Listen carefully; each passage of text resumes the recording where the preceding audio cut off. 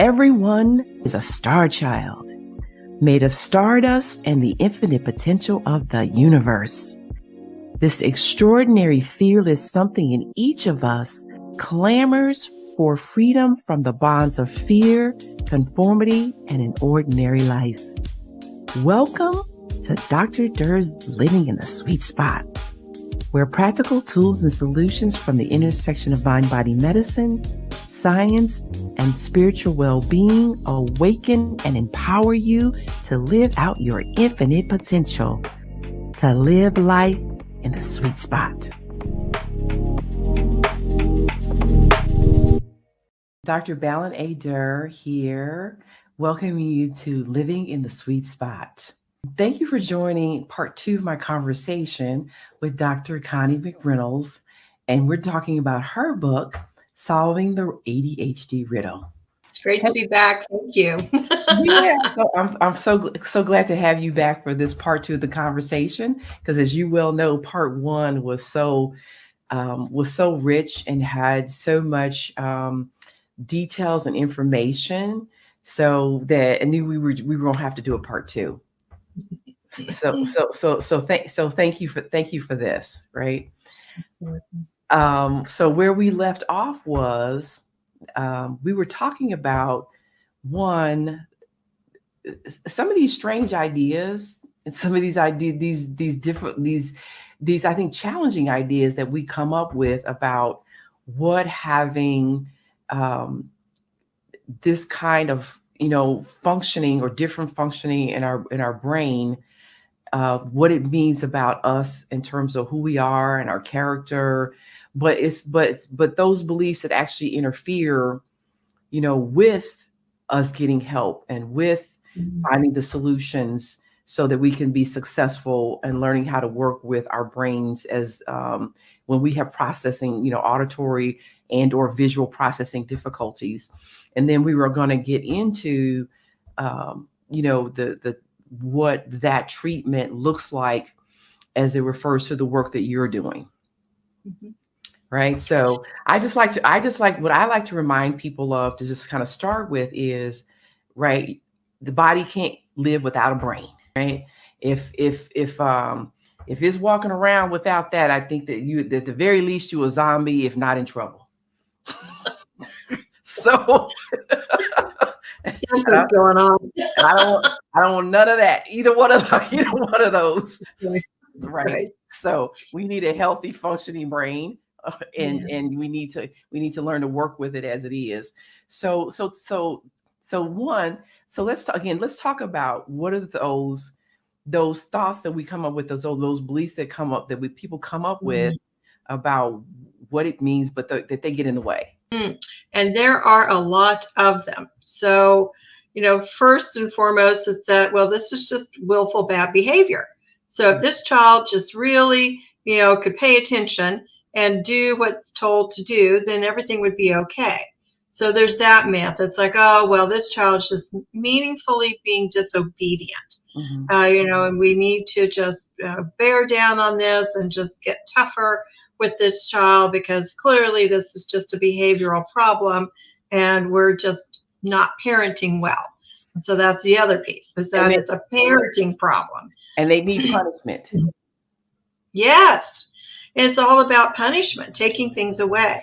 So one of the clues to this is, if everything you've tried hasn't led to a different outcome, time to try a different outcome here, or a different approach. Because if punishment isn't and problematic behaviors aren't changing, something else is going on. And that's kind of the harder thing I think for adults sometimes to pull back on. It's like, if they just kind of keep going, it's like, well, I just keep going this route, we're going to get better results. We just keep doing this. And, children have had everything taken away from them and nothing has mattered. They're in trouble at school. They're in detention all the time. Nothing is changing the behaviors. Believe me, most children that I've seen, in fact, I would say almost all of them, they don't want to be in trouble. They just want to have a peaceful life, and they want to do and be able to produce whatever people are asking them to do. They're not seeking trouble.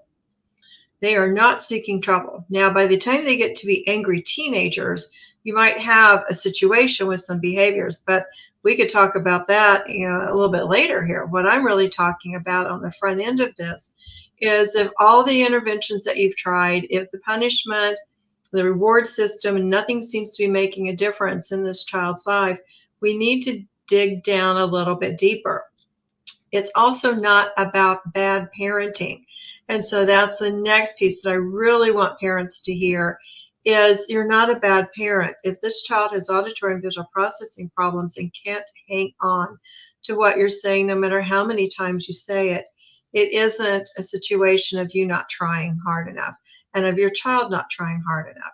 That myth has just caused so much pain and agony in families that when the information is provided to these families, often parents weep because they're so relieved that they don't have a bad child and that they haven't been doing something wrong. I also ran a pilot project in a school where I was working with teachers. And I saw a similar situation happen with the teachers, whereas they would have a child who was misbehaving in the classroom and no amount of intervention really was making a difference. And then when we did this assessment and the parent and the teacher were sitting in on the assessment, I literally watched this teacher's face completely change. And in this case, it was a male teacher in an elementary school, which was a rarity. And what was nice, it was to see him be able to relax because he was internalizing that he wasn't a good teacher. He wasn't saying it, but he was feeling like he was failing in the classroom because this child either couldn't learn or couldn't pay attention or wouldn't sit still. So he was telling himself that there was something wrong with him. So you can see the theme. Everyone thinks there's something wrong with them in this mix. The child thinks there's something wrong with him or her. The parents think they're doing something wrong. The teachers think they're doing something wrong. And then you have everyone, in some cases, kind of pointing the finger. Well, if you were just doing your part, if you were just doing your part, if you were just doing their part, all of that's a myth for this. None of this is working. And that's where we really have to delve deep because we've got to figure out what's going on here. So, and I think to your point, one, you're saying if the solutions that you're coming up with aren't working, then don't double down on them. Exactly. Right. And then the other part to that is that I think it's important for people to remember is, again, if you're not creating the results you want, or people call that being successful, then don't confuse that with your worth. If what with what you're doing is not working, then don't confuse your solution with your identity and worth, right? What that simply means is that that you need to change up what you're doing, right? Or and take a different approach. And so one of the things that I like to tell folks is, if you want to buy groceries, then don't go to Krispy Kreme. And it's right. And don't keep going back to Krispy Kreme because they don't sell groceries. Right. So, you got to change. You got to, I'm not saying don't buy groceries, but I'm just saying, but you got to change up where you're where you're going to get the groceries. Right. Yes. So keep that in mind. If what you're doing with the child is not yielding the results you want, it's just not the proper solution for whatever they're experiencing. And you got to get it figured out what's actually what actually the difficulty is that they're having, and change up the solution, the approach. Yes. Is that old saying, doing the same thing over and over and expecting different results is the definition of insanity. And when we're going down this road, we feel like we're losing our minds when we've got children who really can't do what we're asking them to do. And parents will say, he's so smart. I know she can do this. And it's like, yes, that is true. It isn't a matter of intelligence. And so we loop back to that regularly, is that this isn't typically anything about intelligence. But if I'm saying something to you and I've said it 3 times and you're still not picking up on what I'm saying, there's something going on. Something's happening here. Right. And children typically don't want to get in trouble. So that's the other piece of it, is they typically don't want punishment. They typically don't want to be sanctioned or pointed out in a classroom or in some way identified as different from other people. So they want to have the ability to do what's being asked of them, because they typically want to please the people that are in their lives. Not everyone, certainly, but most of the time, these children just want to be able to get along in their life too, because they're very uncomfortable and they're very unhappy in a lot of these cases. Keep it simple. They want praise, right? Yes. They want praise. They want to know the kids want praise, just like adults do. They want to know that what they're doing is valued by others, right? That they're being successful. What they're doing, that they're meaningful, and what they're doing is matters and is meaningful. So if we keep that in mind, that's a constant, for the human beings I know. I don't know all 8 billion of them on the planet, but the ones I do know they all agree that that's true. Then the kids they do want praise, and so they do want to be successful. So what are some of the other myths that we're looking at? You said there were many. Well, there's about as many myths as we have people that have had to fill in the gaps for not really knowing why something isn't working well. And again, we've dealt with the intelligence. People were so default to, I must just not be smart enough, or I have to work twice as hard as the next person going down the line. The other is that punishment. If we just double down on it and keep doubling down on it, it's going to work. Well, not in these cases. It's not going to work. And that the willful bad behavior, I think these are the big ones for this. And then for adults, it's such an interesting narrative that they will tell themselves, or parents will say, oh, well, my child can play video games for 10 hours, but, can't do homework for 5 minutes. They clearly have the ability to concentrate. It's like, well, there's actually another layer in here for what's happening with the video game in the brain versus what's happening in the brain when I'm dealing with my math, which I don't want to do. So there's the whole thing with all the neurotransmitters, the dopamine, which is our feel-good thing. So many of these video games, of course, are designed to kind of drive keeping us attached to them, because it feels good when we win our programs. So, and again, and I'm mentioned this to you when we were off camera. I just had a conversation with a family member who was talking about one of their kids, again, not being motivated. And we're talking about someone who's graduated from high school, not being motivated to terms of, college and finding work and that kind of thing, which I often hear. There's a lack of motivation about being employed and those kind of things. And, but, wants to play video games, et cetera. And what I said to her was, again, I said, one, the video games, they're changing like this. So it's easy to pay attention to something that changes like that, right? Because it doesn't need to be very long. But number two, you're also interested in it. And again, like you've already mentioned, because it's releasing the dopamine, then dopamine works on pleasure and motivation. I said, again, just like for you, as an adult, you do those things that feel good, which is and I'm not saying she was doing these things, but these are the kinds of things adults do.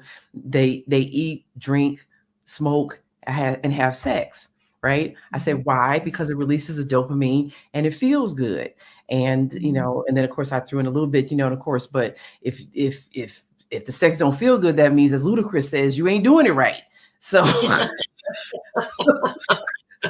so you got to work on that part. But anyway, it's the release of dopamine that then motivates us to engage in the activity more, but then also that it's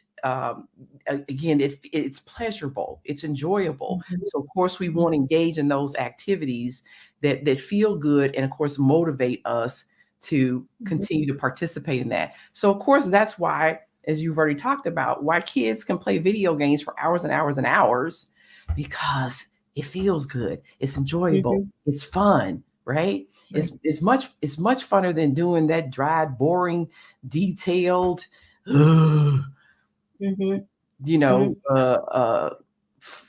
focus intense work that's just this, like you said, that's not any fun. Who wants to do that? Well, precisely. Who does? Who amongst us really thrilled at doing our homework when we were in school? We'd much rather be doing something else. But when you have the ability to override that, you have a choice. When you don't have the ability to override it, you really don't have the choice.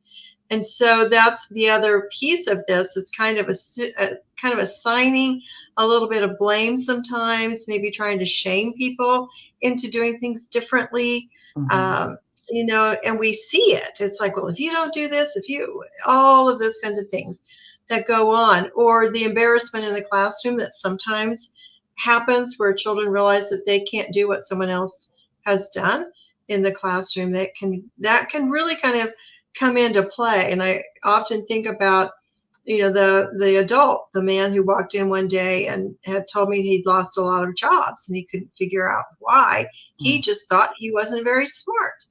And he was sitting there telling me, he says, when my boss talks to me, I can't remember anything he says to me. I did this assessment, and sure enough, this guy was really impaired in his auditory memory. And when we tackled that, it's like, oh my gosh, had we been able to find him 20 years ago, or he find us, and we could have identified this, and just think of what that could have saved him, both in how he felt about himself, his lack of success in employment, and being underemployed because he couldn't remember. And so he would lose jobs, so he wouldn't have a reference for the next job. So he'd always have to start over, kind of at entry level every time he went somewhere because he didn't have a good track record. And we just look at this day in and day out. And so, of course, what you're talking about is the fact that also look at what that cost him, both in terms of his professional advancement and income, the loss of professional advancement and lost income by losing jobs so frequently and always having to start over at entry-level positions for such an extended period of time. That's right. And just think of the number of people that are dealing with this. I do every day. I think of the millions of people who are out there who just think they can't do something right, and they write these terrible stories about themselves. All my siblings are very successful. I'm just the dumb one in the family, or I just can't get this done, or I'm so disorganized, or I can't find my shoes, but they're at the end of my feet, kind of things. And so all of those are indicators of auditory and visual processing challenges.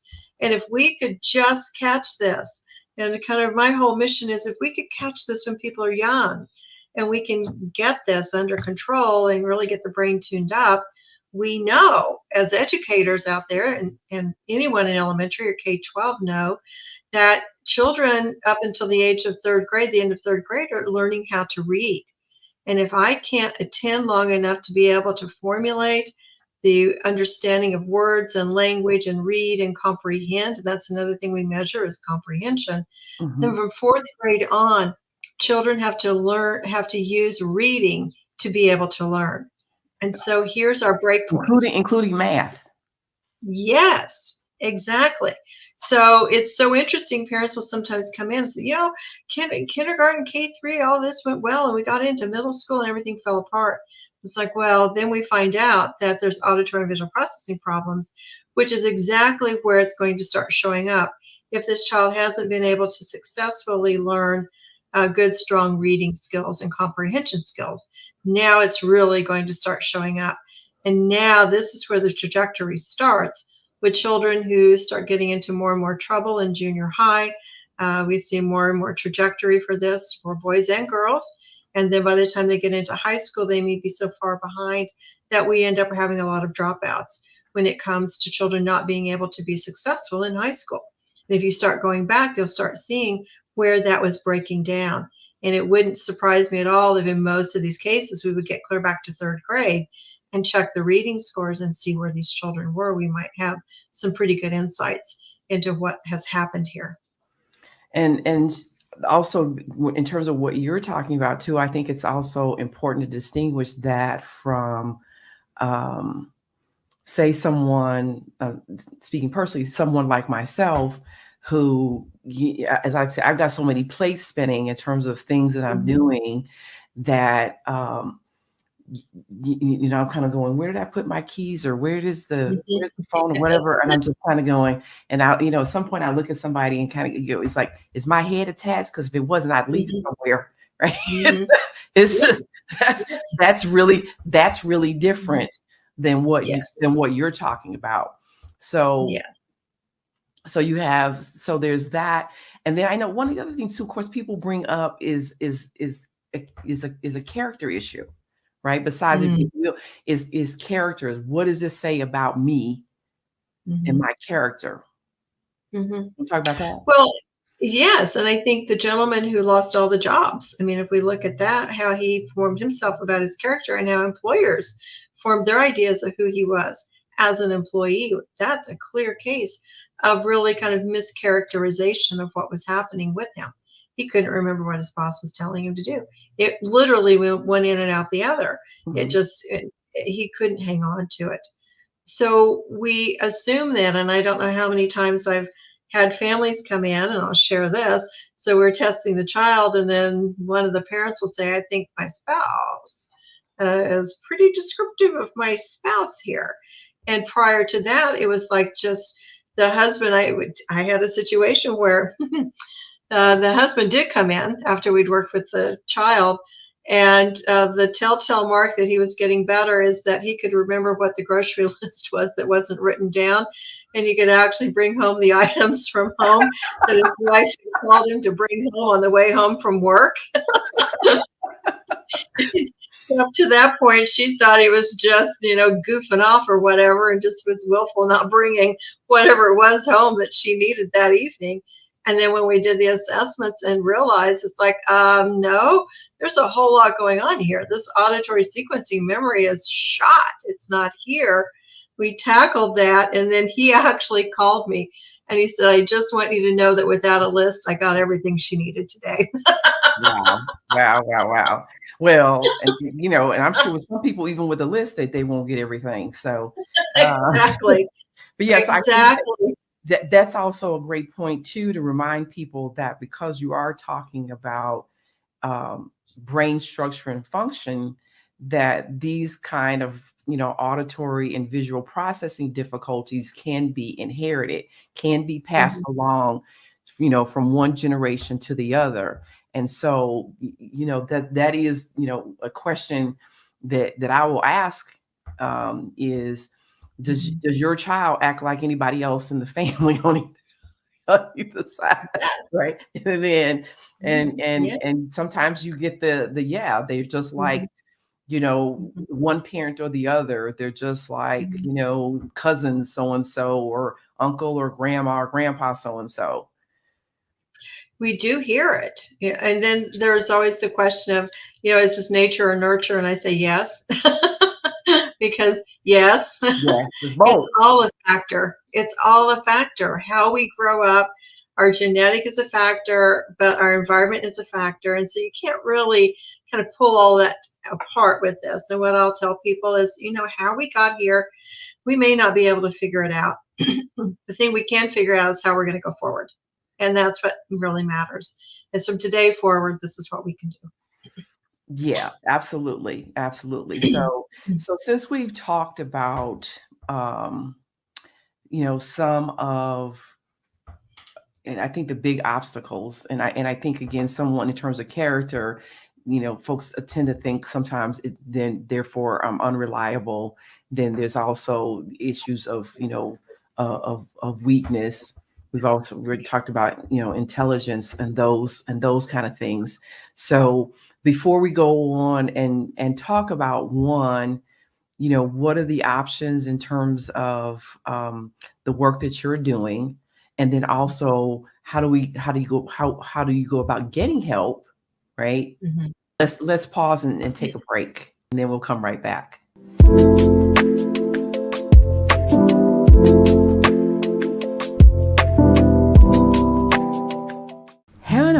fires in you enlightens, uplifts, inspires, and invites you to live a life that's engaged, joyous, and limitless, the sweet spot of life. Take this journey in oneness. We are and have all that God, the infinite creative source of the universe, is. You are infinite potentiality, and the kingdom of heaven is within you. Heaven abounds in you.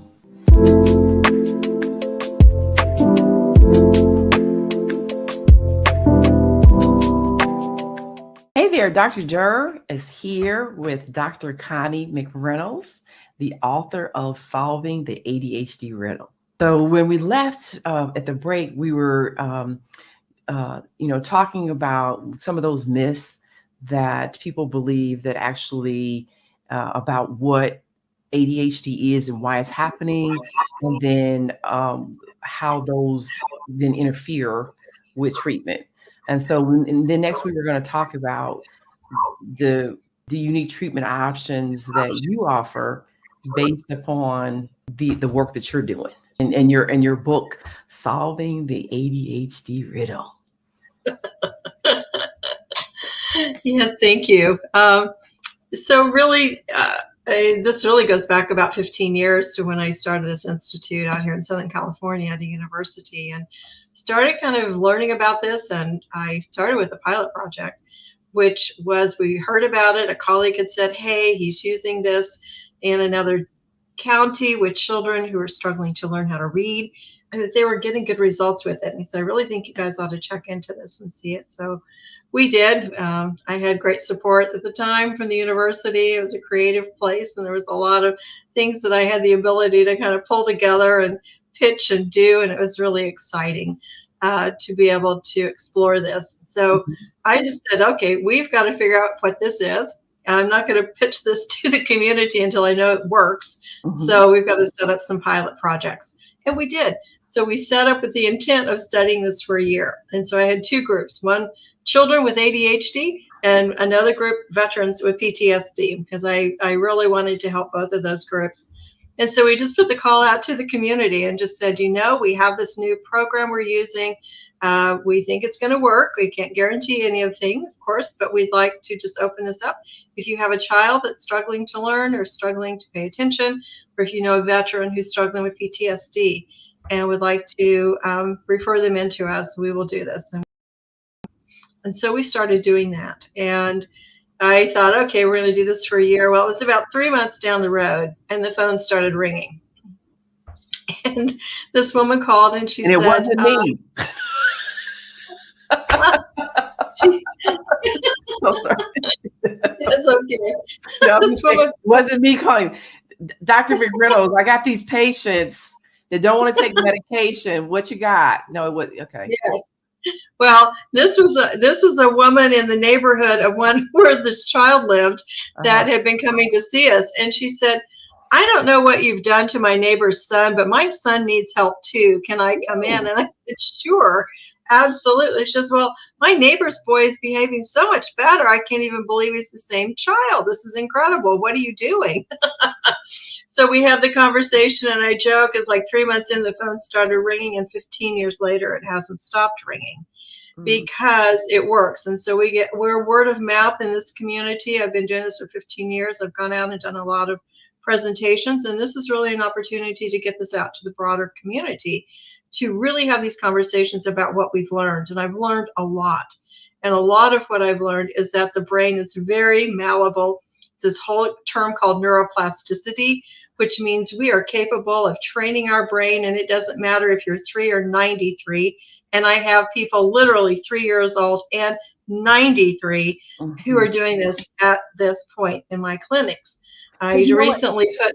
I'm sorry, I was going to ask you, because you mentioned the fact that you wanted to help people with PTSD also. And so I was wondering, is there a difference between folks with ADHD versus folks with PTSD in terms of why they have the difficulty with, easy distractibility and, focus and paying attention? I mean, obviously there's trauma and that whole loop running when you have trauma and the re-experiencing of it, and the mind wires itself to run that loop to protect itself. But I'm curious, is it functionally, the reason functionally that's happening, is there a difference between ADHD and PTSD?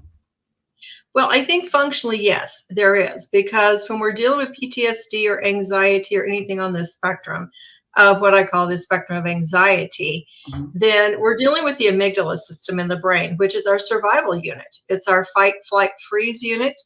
And when my background goes back to my doc program, working at the VA in Wisconsin, doing a year's internship there as my pre-doc in working with veterans and learning a lot at that point about what worked and really kind of what didn't. And so my interest in helping veterans and understanding this really took off once I understood what the capability is of neurofeedback in helping to what I call just rewire that part of the brain. And by that, I mean, we're reinstalling the off switch is how I talk to veterans about it, because you had the off switch typically before you went into service. But when you go into service, you are in survival mode, particularly if you are in any kind of combat situation. You need that system on 24/7. And the military does a pretty good job of getting that turned on so people can survive. The problem is when they come out and they come back into the community, the military has used this a lot, neurofeedback a lot, to treat PTSD. But not everyone gets that, because not everyone realizes that that system has been overly activated. It can happen with military, but it happens with children going through foster care sometimes through adoptions, and any other course of things. Accidents can cause this.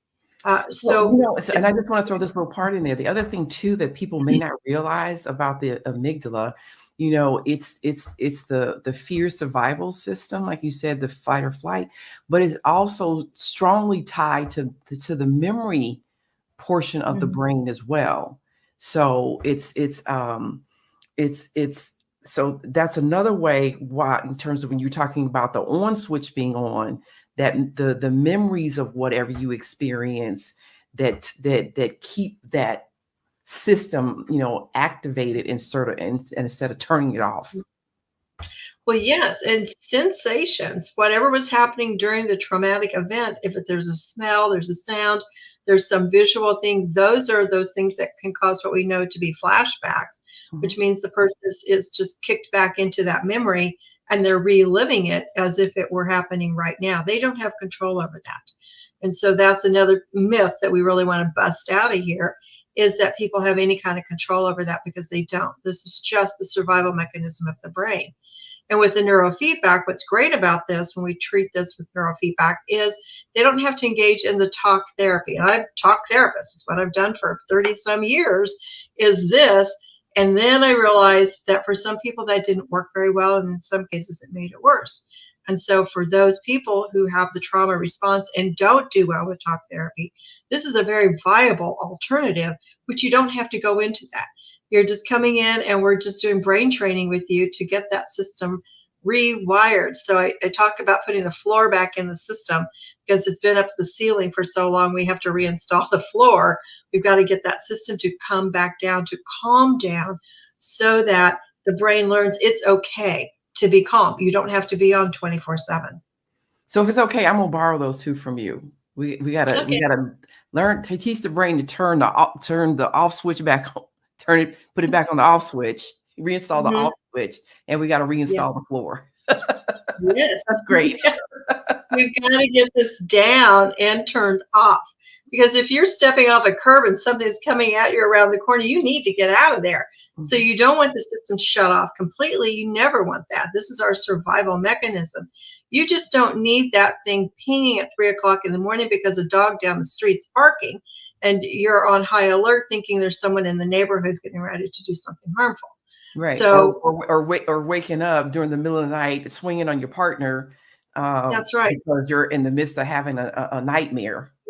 Yes, and that's so real. I worked the anger management program at the Chemical Dependency Treatment Center at the VA, and these veterans were court ordered in for anger management problems. So it's a real deal. And this happens, you don't have to be a military person to have this going on. Trauma is trauma, however it has happened to you. And it can be domestic violence, it can be a bad car accident, it can be any number of things that can cause a traumatic response pattern. Right. We got right. We got these mass shootings occurring. Yes, all of this numbers. And yes, and the adverse childhood events scale give us a lot of clues into this as well. So if you have a high ACEs score, your brain's probably hardwired for trauma response. And that is not something that you are going to willfully be able to get over in most cases. Right. Because I'm sorry, go ahead. Yeah, because it's such a hardwired response pattern. It's hardwired in at this point. Right. And not only is it hardwired in, but it also alters the DNA so that it gets passed on to subsequent generations. So even though they quote unquote didn't experience the trauma, the alterations to the DNA that occurred because of the trauma is now passed along. And so in some respects, then you're getting the trauma response and the person who didn't experience trauma. Well, yes, that can absolutely happen. We're learning more and more about all of this, genetic predisposition. And we also know, though, with neuroplasticity, we don't have to be kind of held at bay because of that. We have neuroplasticity. We can literally change our brain. We can literally rewire it. And it just comes through the repetition process. So being able to repeat something enough until it is hardwired in. And I joke with people, I said, this is also why that bad habit that you have is hard to break, because you have hardwired that in there. So if you're a person who has to have their chocolate every day, which there's nothing wrong with that in my mind, but if it's a problem, it's because there could be some hardwiring going on. There could be some other things going on too. But those bad habits. And Dr. McReynolds, I just have to say, I tell people, I have to have some chocolate every day. If not, I'm just walking around on the floor like a heroin addict. So, it's this analogy.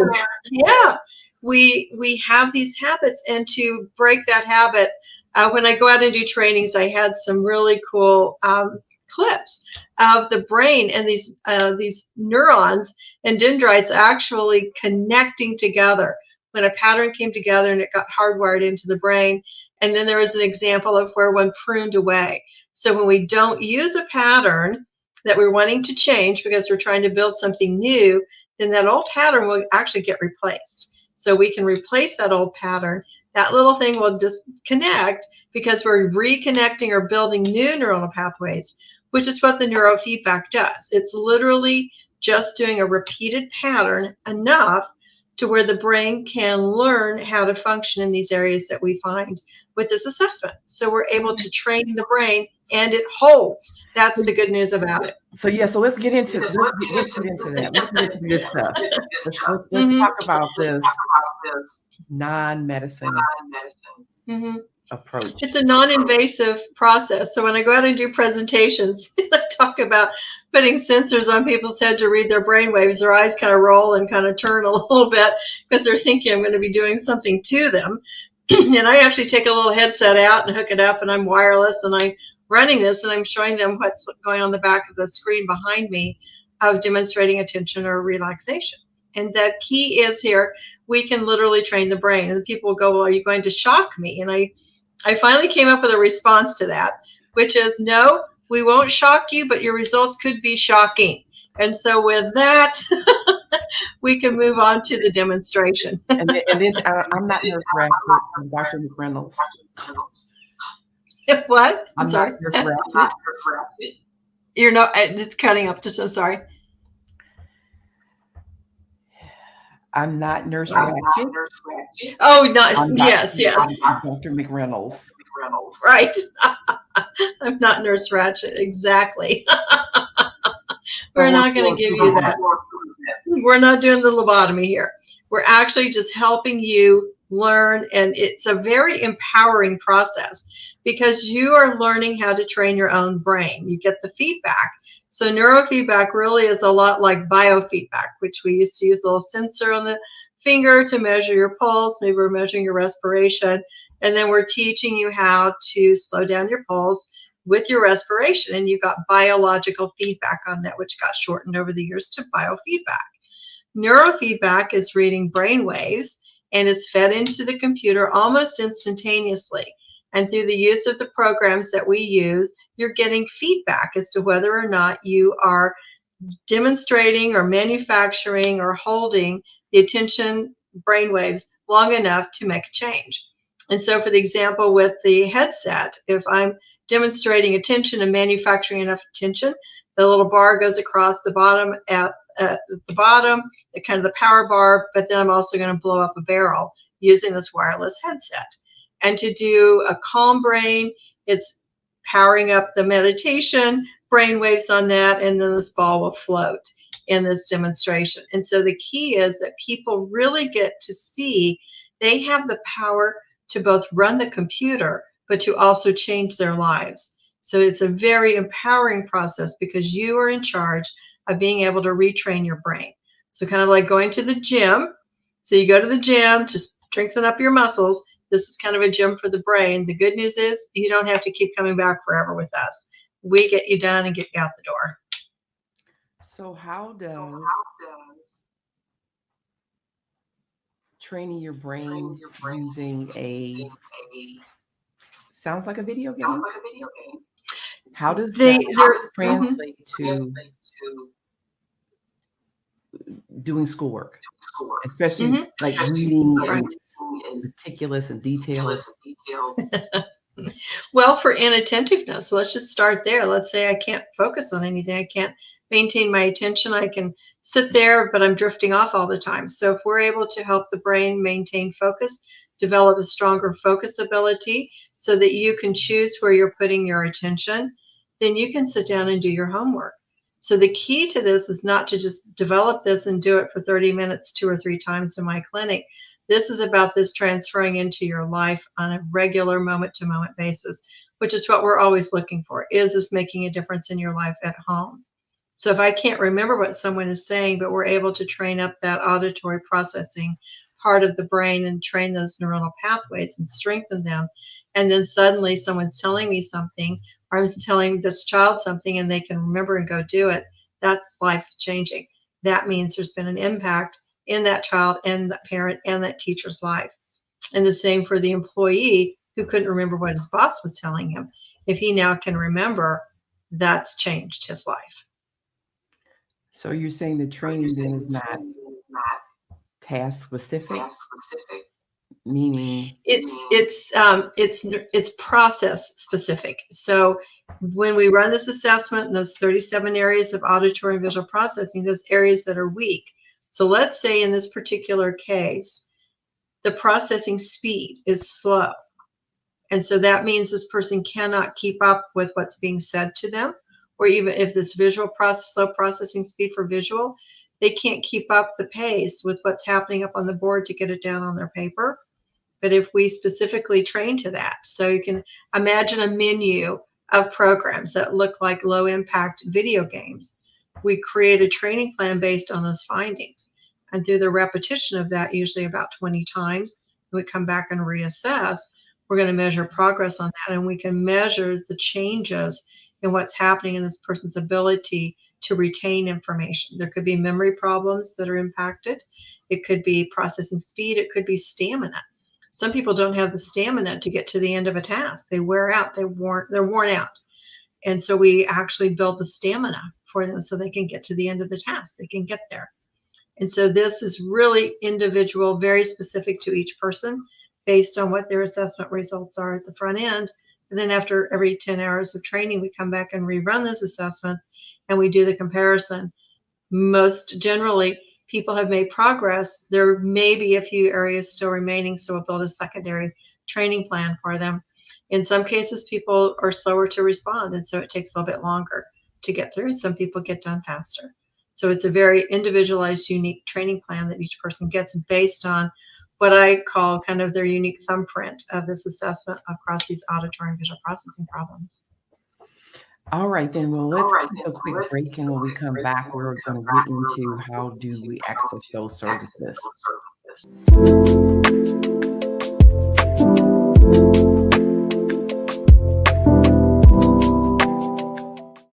Are you feeling stuck or in a holding pattern with your business or life, and you're not doing the things you want or love? Then at some point, you're going to be faced with a decision. You'll either choose to keep living in your comfort zone and risk a life of mediocrity, or increase your courage, step into your power, and forge into the unknown, where everything new becomes possible. If you're truly ready to live masterfully, then you need Ken D. Foster's newest book, The Courage to Change Everything, Strategies and Wisdom to Transform Your Life One Day at a Time. This powerful but simple guide provides you with 365 days of life-transforming wisdom, profound questions, and action steps that will increase your strength and open the doors to success. Stop wondering why your business or life isn't working. The answers are available now. Imagine if you had more courage or another chance to start following your dreams. To pick up your copy of The Courage to Change Everything, visit thecouragetochangeeverything.com. That's thecouragetochangeeverything.com.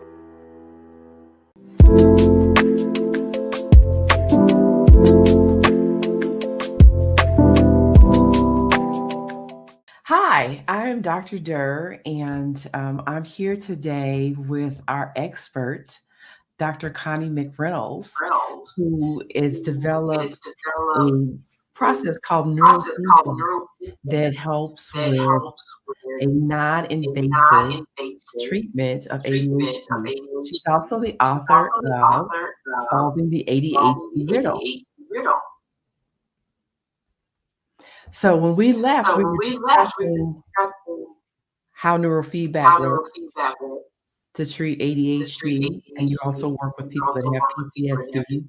You use it for that, and probably some other brain illnesses or malfunctions or different ways of with the brain that the brain operates or works. So that so folks can, so they can be successful, right? So the question becomes, accessing services for brain health and for mental health is really difficult. Let's call it. It takes a long time to get into see somebody, especially if you're a child and adolescent. It usually does. So, what is the best way for people to go about accessing neurofeedback treatment? Mm-hmm. Well, I think there are a couple of ways. The first, of course, I'm going to talk about what we do. So we really help get rid of the symptoms associated with a lot of conditions. And I don't know that I would say that we're getting rid of all those conditions, but what I say is we're getting rid of the symptoms that are associated with those conditions. So we're able to we're managing it, right? Yes, we're literally retraining the brain. So if we can retrain the brain and I can remember better than what I could before, then I'm going to be doing better. Maybe my memory works better. So on my website, www.ConnieMcReynolds, ConnieMcReynolds.com. The book is up on that website. You can click there. It's on Amazon and Barnes & Noble and other booksellers. That will help you learn a lot more about this. I go into quite a bit of detail on this. And then the good news is that because this is a non-invasive treatment protocol, if you want to call it that, it's really just helping the brain get stronger, like any kind of exercise program. We can pretty much do that with people wherever they are. There's a little bit of a process on the front end of just verifying technology, of course, because it's all technological driven. So we're going to do a few checks with you on that to make sure this might be an option. People can lease this equipment, and then we do the sessions the same as if you were coming to my clinics, which means you are working with someone who's going to be there with you. I think over our pandemic, we kind of learned we can do like we're doing here. We can do a lot now with Zoom that I think 3 or 4 years ago, we probably didn't believe that we could do so much, and we probably couldn't. And then the other thing is, although I'm not a huge fan of the big video gaming industry, they have done us a big favor in creating some pretty powerful computers nowadays. So because of that, these systems can now handle a lot of this, where 10 years ago it wasn't going to be possible to do this at all. So things have really changed in the past 10 years, but even the past 3 to 4 years, things have really changed to make this a far more doable process. I will say that there are a lot of neurofeedback programs out there. There are different kinds of things, different types of approaches. The approach we take is really evidence-based. The system that we use is different from some of the other systems out there because, not to get too technical on this, but we're measuring EEG brainwaves, and our system will get rid of what we call the facial artifact, the eye blinks, the facial movements, which can mimic EEG data. So in some systems, they're not zeroing out that facial artifact, so they're getting false EEG readings. And so our system... And for those who may not know, the EEG is just basically measuring your brain waves. It's the same thing that the neurologist does. That's exactly right. And we're just using a system similar to if you go to the doctor and get an EKG, where they put a little sensor, and so they'll stick it on you. And so that's what we're doing, only we're doing it on the scalp. And no, we don't have to shave your head to do it. We can just work through your scalp and through your hair. We use a little tacky wax to hold it on. And because of that, and the way that the system works, we're able to measure your brain waves. And when we do that, it feeds into the computer. You have a training plan that looks like low impact video games. And the more you're able to manufacture, develop, or create the brain waves that represent whatever it is that you're working on, and the brain will learn how to do this, then you're able to do that. And through the repetition of this, your brain will learn how to function better. So you're really empowering yourself. This is you teaching your brain how to run in a more optimized manner. And that's why it's called non-invasive, because we are not doing anything. We're not administering anything to you. Those signals do not go back to your brain in this. There are systems out there that will do some of that have some stimulation, but that in the truest sense of neurofeedback is not neurofeedback. It is something different from neurofeedback. True neurofeedback is just measuring your brainwaves. Okay, and then on average, the number of sessions a person has to do for this. Typically, yeah, if you're kind of in the regular ballpark and we're not dealing with having to go a long way, meaning you don't have any auditory or any visual processing, which some people are in that camp, we're going to be building a lot of pathways with that. If it's already pretty much there, we're just giving you a good tune-up. You're taking your car in for a good tune-up to the mechanic. We're just kind of giving you a good tune-up here, which through that repetition, typically of about 40 sessions, that equates to 20 hours of brain training. Our system is 30 minutes. I have found over time that that's about the maximum that a brain can really be completely dedicated to this. We had experimented with this in the front end for people who are driving long distances to get to us. I have people driving 2.5 hours each way to get to us. So in some of those cases, we would actually do a 45-minute training program for them. But they could get there, but it just never felt like it was quite as consistent. And with this consistency, it's all about being consistent. And we're going to say that from the get-go, 2 to 3 times a week. Consistency, consistency, consistency is how you're going to train your brain. And when we can get you there, you pretty much are going to have it. You don't need to keep coming back to us. So, Dr. Connie McReynolds, I hope you know it's been an absolute pleasure having you on today, having this conversation with you today. You know, sharing this innovative, trajectory-altering treatment option for folks with ADHD. So, again, thank you so much for coming. If you want to come back, just let me know. And we can do, and we'll do something more. Because again, I think this is, we want to give people options, and I think this is a great option for folks who may not want medication, and who may want to do a combination. I certainly would highly recommend Dr. McReynolds' book, Solving the Riddle of ADHD, and reach out to her on her website, and you on social media too. Yes, Facebook, Instagram, and LinkedIn, and there's a contact form up on the website, so people can fill that out. Provide your phone number. Sometimes it might be good to give you a call. I honestly prefer giving you a call. A 15-20-minute consult is probably a little easier than trying to answer 10 questions on email, because you're going to have another 10 after I answer those. So let's just get your questions answered and see if we can help move things along for you, and I'm happy to do that. All right. Well, thank you again so much, Dr. Riddle. And I'm your host, Dr. Balin A. Durr, awakening and empowering you to live out your infinite potential, to live life in the sweet spot. See you next time.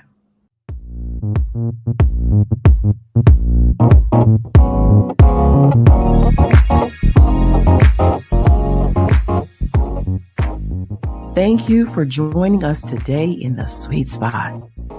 Share, follow, and like us on social media. To learn more, please visit balinadurmd.com, spelled BALINADURRMD.com. Join us next week, and remember, when you heal your mind, all things are possible.